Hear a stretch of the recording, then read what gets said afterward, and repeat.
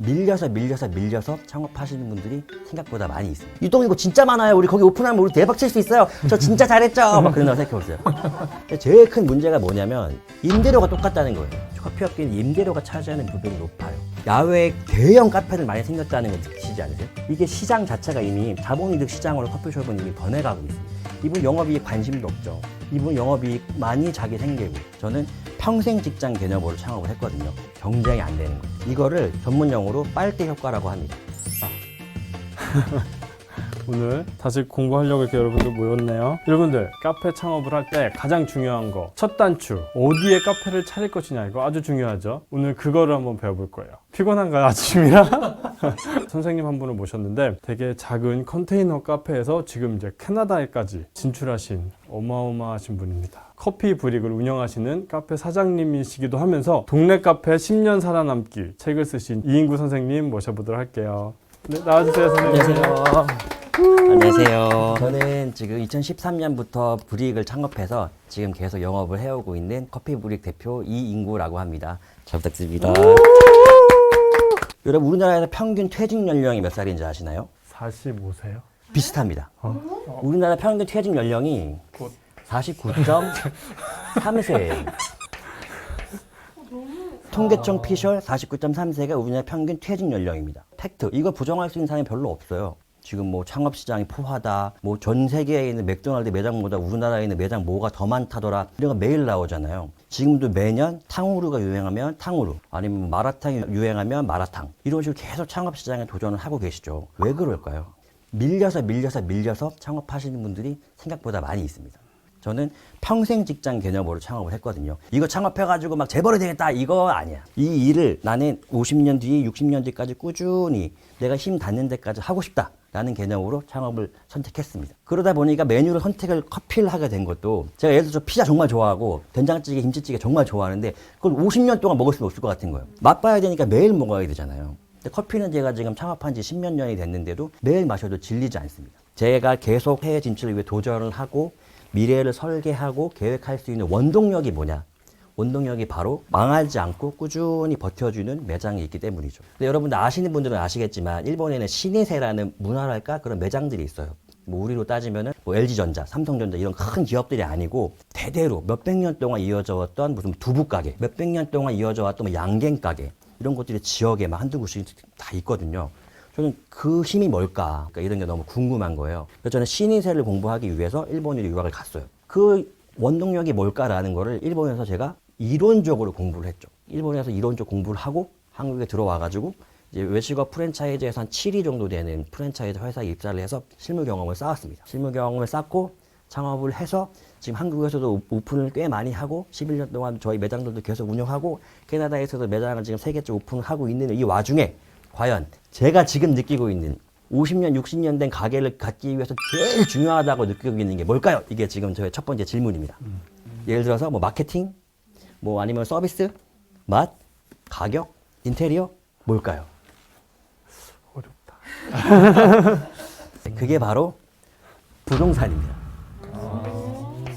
이게 제가 이 말씀을 드리면서도 참 자괴감이 드는 게, 근데 이 부동산이라는 게 제가 무슨 말씀드린 이 부동산의 의미는 뭐 막 언론에 나오는 무슨 연예인 부부가 뭘 샀는데 몇십억을 벌었다더라 이런 초자의 개념이 아니에요. 제가 말씀드리는 부동산의 개념은 효율성의 개념입니다. 뭐 고시공부 하시는 분들 사이에서 그런 얘기가 있대요. 밑 빠진 독에 물 붓기인데 이 물이라는 지식을 막 부어가지고 이제 독 밑이 깨져 있으니까 빠져나가는 물의 양보다 채워지는 물의 양이 많아서 독이 가득 차면은 뭐 사법고시 패스한다 이런 식으로 얘기를 하신다고 하더라고요. 근데 저는 그 개념을 이 창업에 도입을 해보고 싶습니다. 밑 빠진 독에 계속 물을 붓는 거예요. 그래서 이게 가득 물이 차면 그때부터 손익분기점이라고 보는 거죠. 이미 창업하신 분들한테 열심히 말씀해 주시죠. 당연히 뭐 맛을 뭐 하고 친절을 하게 하고, 이거는 제가 봤을 때는 물을 붓는 속도의 문제예요. 얼마나 열심히 붓냐, 바구니를 얼마나 크게 키우냐 이런 차이라고 생각하지만 제가 지금 느꼈을 때는 이 독 밑에 깨진 부분이, 물이 빠져나가는 부분은 얼만큼 작게 막을 수 있냐, 이 부분을 말씀드리고 싶습니다. 그 얘기가 부동산으로 시작되는 거예요. 제가 강서구 화곡동에 있는 우장초등학교 앞에서 7년 동안 저희 브릭을 운영하다가 지금 김포로 넘어와가지고 한 5년 정도 운영을 하고 있거든요. 화곡역에 출근 시간에 가면은 막 사람들이 바글바글해요. 버스가 계속 들어오는데 버스 한 번 쓸 때마다 막 열댓 명씩 내리는 거예요. 여기 다 뭐 직장인 분들 생각해 보세요. 내가 출근하고 있는데 버스 막 낑겨가지고 인생 고생 아직도 화요일이야 나 출근 시간도 안 됐는데 퇴근하고 싶어 이러면서 출근하는데 버스에서 내리는 것도 그냥 못 내려요. 막 밀리니까 막 해가지고 내려가지고 출근 인생 고생 하고 있는데 거기 막 헬스장 노래방 눈에 들어오겠습니까? 그래서 그쪽에는 출근할 때 간단하게 드실 수 있는 김밥 테이크아웃 프랜차이즈 전문 그런 게 들어가는 거예요. 아니면 은행 아니면 알파문고. 반대로 내가 이쪽에서 내려가지고 열심히 일을 했으면 퇴근할 때는 반대편 가가지고 버스를 타겠죠. 그쪽에는 뭐 족발집 술로 곁들여서 드실 수 있는 뭐 호프집 이런 것들이 들어가는 거거든요. 이게 반대로 된다고 생각해 보세요. 그게 효율성의 문제거든요. 근데 제일 큰 문제가 뭐냐면 임대료가 똑같다는 거예요. 임대료는 지하철에서 얼마나 거리가 있냐의 차이지 여기 출근길 하는 곳이에요 퇴근길 하는 곳이에요 그거는 창업하시는 분들은 모르잖아요. 출근하는 쪽에다가 예를 들어서 퇴근하시는 분들이 많이 가실 수 있는 메뉴를 박아놓는 거야. 그러면 효율성이 떨어지는 거죠. 제가 아까부터 말씀드렸던 독 밑에 깨진 부분이 구멍이 넓어지는 거예요. 시작과 동시에 열심히 하면 개선되겠죠. 하지만 물을 붓는 속도가 아무리 늘어나도 한번 깨진 게 구멍이 크면 효율성이 떨어지는 거거든요. 예를 들어서 제가 프랜차이즈 이제 레스토랑에서 일할 때 그 레스토랑 매장이 분당 서현동에 있었어요. 근데 분당 서현에서 강남까지 가는 지하철이 연장된 거야. 그러면 여러분 생각해 보세요. 어차피 여기도 스타벅스가 있고 압구정에도 스타벅스가 있으면 분당에 계신 분들이 압구정으로 가실 확률이 높을까요? 압구정에 계신 분들이 분당으로 가실 확률이 높을까요? 분당에서 압구정동. 그렇죠. 그게 냉정한 현실이잖아요. 예를 들어서 만약에 지하철 여기 있는데 강남까지 가시는 분들이 버스를 여기서 타셨다고 해볼게요. 근데 지하철이 여기 강남까지 이제 늘어났으니까 원래 강남 가셔가지고 뭐 직장생활 하시거나 학원을 가시거나 데이트를 하셨던 분들이 버스 타고 가시는 분들이 이쪽으로 오니까 유동 인구는 늘어날 겁니다. 유동 인구는 늘어날 거예요. 지하철 노선이 늘어났으니까. 하지만 그 유동 인구는 오히려 돈을 빼가는 거죠. 이거를 전문 용어로 빨대 효과라고 합니다. 이거는 경제학적으로 이미 증명이 된 거예요. 발전된 상권으로 빨려 들어가는 거죠. 그걸 빨대 효과라고 합니다. 프랜차이즈 뭐 어떤 업체가 있다고 해볼게요. 여러 가지 부서가 있겠죠. 매장의 자리를 확정하는 팀들이 있습니다. 하지만 예를 들어서 뭐 점포개발팀 뭐 이런 팀들이 있어요. 모든 프랜차이즈에는 점포개발팀 그런 데가 있어요. 예를 들어서 점포개발팀 보통 좀 끝발 세신 분들이 거기 대장이거든요. 자리 잡는 게 제일 중요하니까. 근데 예를 들어서 본부장님한테 어떤 신입사원이 브리핑할 기회가 생긴 거야. 본부장님, 제가요, 거기 가가지고 아침 9시, 밤 9시까지 막 12시간씩 있었는데, 유동 인구 진짜 많아요. 우리 거기 오픈하면 우리 대박 칠 수 있어요. 저 진짜 잘했죠? 막 그런다고 생각해보세요. 본부장님이 1번. 그래, 우리 거기 오픈하면 대박 나겠다. 유동 인구 진짜 많구나. 2번. 야, 담배 좀 가져와라. 야, 혈압약 좀 가져와. 어떻게 하실 거라고 생각하십니까? 2번이요. 압도적인 확률로 뒷목을 잡으실, 잠깐 좀 나가 있어요. 그 다음에 잠깐 뒷목을 잡으실 거예요. 왜냐면, 이미 입증되어 있는 수도 없이 많은 이론들이 있어요. 그럼에도 불구하고 다 무시하고 유동인구만 보는 거야. 제가 절대 개고기를 무슨 뭐 먹는 걸 찬성하고 반대하고 이런 얘기가 아니고 저희들끼리 얘기할 때 여고 앞에서 보신탕 판다고 얘기해요. 여고생 중에서 보신탕 먹는 사람 있겠지. 하지만 굳이 여고 앞이니까 유동인구 얼마나 많겠습니까? 등교할 때, 하교할 때, 그 학원도 많을 거고, 여고생들 먹는 떡볶이집들도 엄청 많을 거고, 뭐 학부형분들도 왔다 갔다 하시고, 유동인구 엄청나게 많겠죠. 근데 굳이 임대료 비쌀 거 아니에요. 거기다가 왜 개고기를 이런 것들이 시작과 동시에 정해져 있는 것들이 있어요. 저희 매장을 기준으로 설명을 드려볼게요. 역으로 이건 문제풀이입니다. 저희가 지금 김포 고촌에 저희 매장이 있는데 저희 매장이 이렇게 돼 있어요. 여기가 서울에서 김포 신도시 쪽으로 쭉 들어가는 큰 도로가 있고 여기 아파트 단지가 있고 여기도 아파트 단지가 있고 여기도 아파트 단지가 있고 이쪽에 저희 매장이 있어요. 그런데 이 아파트 단지에 2층짜리 아주 작은 상가 건물 하나만 딸랑 있습니다. 여기 아파트가 여러 채 들어있는 꽤 큰 단지인데 상가 딱 3동 있어요. 여기도 상가가 몇 동이 없는 거예요. 요즘에 우리가 뭐 텔레비 같은 거 보면 뭐 세종시에 보면 상가가 너무 많아가지고 뭐 문제가 된다 이런 게 많잖아요. 여기는 상가가 딱 요거 2층짜리 딸랑 하나 있는 거야. 그러면 아파트 단지에 무조건 들어가야 되는 상가들이 있잖아요. 네. 공인중개사 당연히 들어가야 되겠죠. 거기 계약서 써가지고 전세든 뭐 매매든 해야 되니까. 그리고 밤에 뭐 간단하게 드실 수 있는 편의점 무조건 들어가야 될 거고, 아이들 뭐 학원 다니는 뭐 피아노 교습소나 이런 거 무조건 들어가야 될 거고, 그거 빼고는 들어갈 게 없는 거예요. 여기는 꽤 큰 단지인데 상가가 3개예요. 당연히 부동산 하나 들어가 있고, 옷가게 하나 들어가 있고, 이렇게 간단한 밥 먹을 수 있는 분식집 하나 들어가 있어요. 원래 거주하는 인구에 비해서 상가 수가 너무나 적은 거야. 왜 그럴까요? 이 건설사에서 이걸 왜 이렇게 지어놨을까? 아래 규제를 그렇게 해놨으니까 그런 거예요. 저희가 있는 이 지역만 상업지구예요.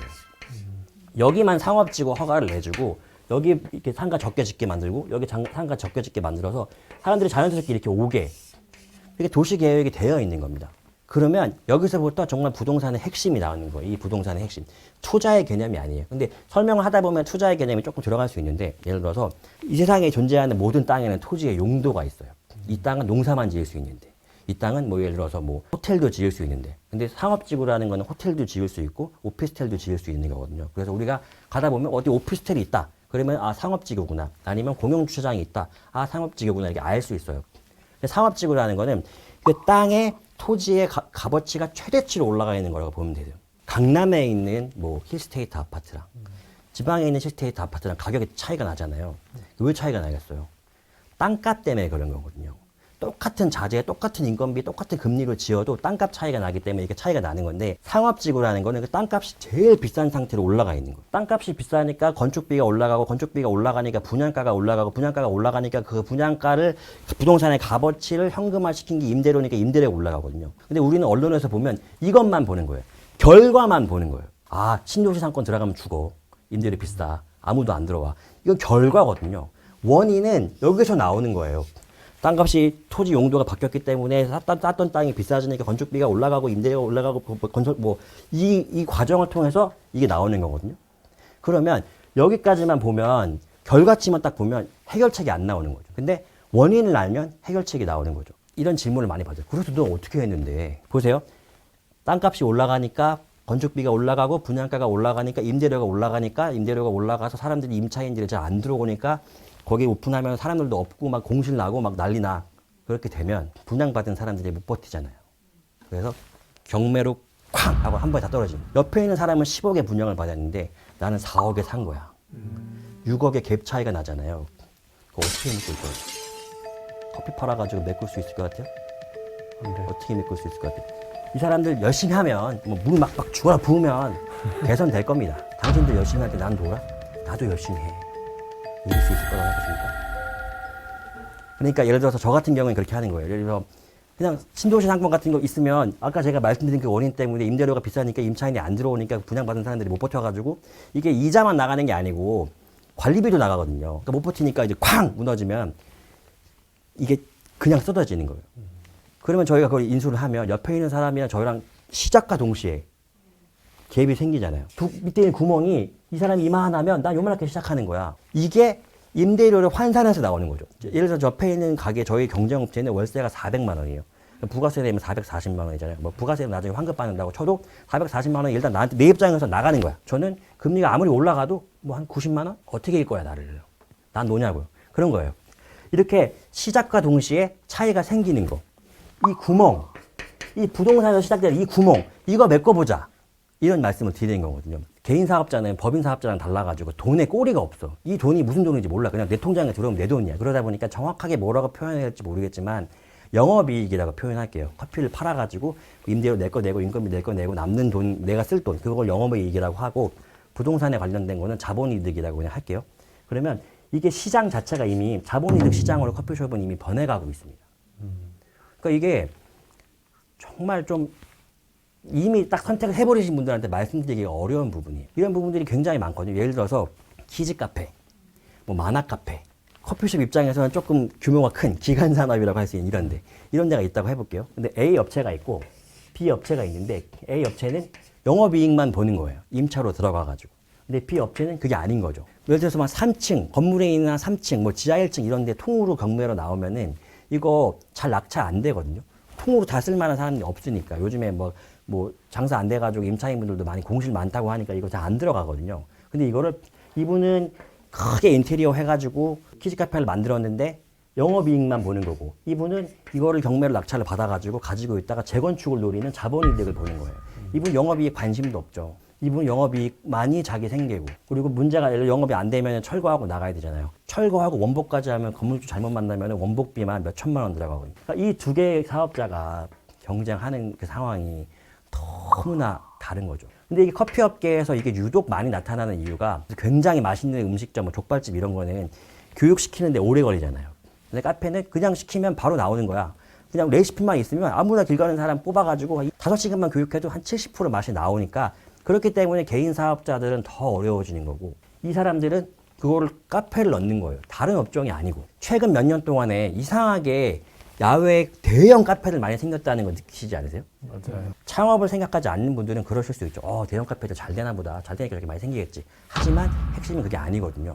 예를 들어서 제가 이제 예전에 나중에 카페를 하려고 제주도에 땅을 이제 사는 게 있는데 원래 우리나라는 땅이라는 걸 가지고 있으면 보유세가 굉장히 쌌거든요. 상속세가 비싼 대신에 보유세가 쌌어요. 명목 세율 자체는 높아도 이게 이제 공시지가 자체가 낮아가지고 이제 가지고 있는 보유하는 비용이 쌌는데 이제 여러 가지 정책이 바뀌면서 계속 제주시에서 등기가 오는 거예요. 야, 공시지가 올랐으니까 이의 신청해라, 이의 신청해라 계속 오는 거예요. 더 이상 가지고 있을 수가 없는 거예요. 도저히 못 갖고 있겠다. 땅 팔아야 되겠다. 그러면 잔디가 무성한 땅을 팔기 쉬울까? 아니면 거기다가 건물을 지어가지고 드라이브스루 스타벅스를 입점시킨 카페가 땅을 팔기 쉬울 거야. 건물 팔면 땅을 팔리는 거니까요. 그런 것도 있고 그 다음에 이걸 가지고 있는 거를 상속할 때 뭐 법인을 등록해가지고 나중에 가업승계 뭐 제도가 뭐 발전했을 때 그때를 노려보겠다 이럴 수도 있고 어쨌든 핵심은 영업이익이 아니라는 거죠 이분. 근데 경쟁업체이신 분들은 그때 가서 부랴부랴 요즘에 좀 대형이 되나? 해가지고 그때 가서 한창 올라있는 땅 금리도 올라가 있는데 그때 가서 땅 사가지고 건물 받아가지고 하니까 경쟁이 안 되는 거죠. 야 그러면 야 내가 그거 살 돈이 어딨냐? 그리고 한번 잘못 들어가면은 부동산 내 걸로 사면은 뭐 완전 나 인생 완전 망하는 거 아니냐?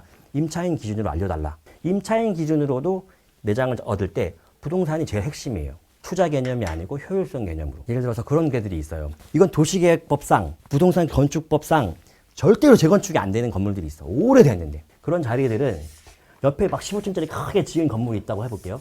여기는 임대료가 예를 들어서 250, 뭐 300만 원이에요. 왜냐면 15층짜리로 지을 수 있는 땅으로 돼 있으니 값어치가 돼 있으니까 분양가가 높으니까 임대료가 높으니까 뭐 이렇게 해가지고 뭐 250만 원짜리 상가가 있고 옆에는 오래됐기 때문에 임대료가 한 70만 원, 80만 원이에요. 공유하는 유동인구는 같아요. 근데 월세는 달라지는 거죠. 만약에 이런 좀 오래된 건물을 찾을 수 있는 눈만 있으면 들어가면 쫓겨날 일도 없는 거죠. 이 건물주 절대 안 쫓아내요. 건물주가 쫓아내는 건 재건축하거나 자기가 하려고 하는 건데 낡은 건물에서 자기를 안 해. 안 쫓아내. 오래 할 수 있어. 이런 데를 찾아보면 엄청나게 많아요. 자, 여기서 두 번째 질문. 만약에 이런 데를 내가 찾을 일이 생겨서 들어갔다. 그럼 뭐부터 해야 될까요? 인테리어? 어디 인테리어? 내외부? 한 70점 정도 되는 건데 이런 데 들어갔을 때는 제일 중요한 게 화장실이에요. 인테리어 예쁘게 하고 맛있게 하고 막 플레이팅 예쁘게 하고 인스타에 사진 올려도 여기 여성분들 계시지만 저도 딸이 있거든요. 화장실 지저분하면 절대 안 가요.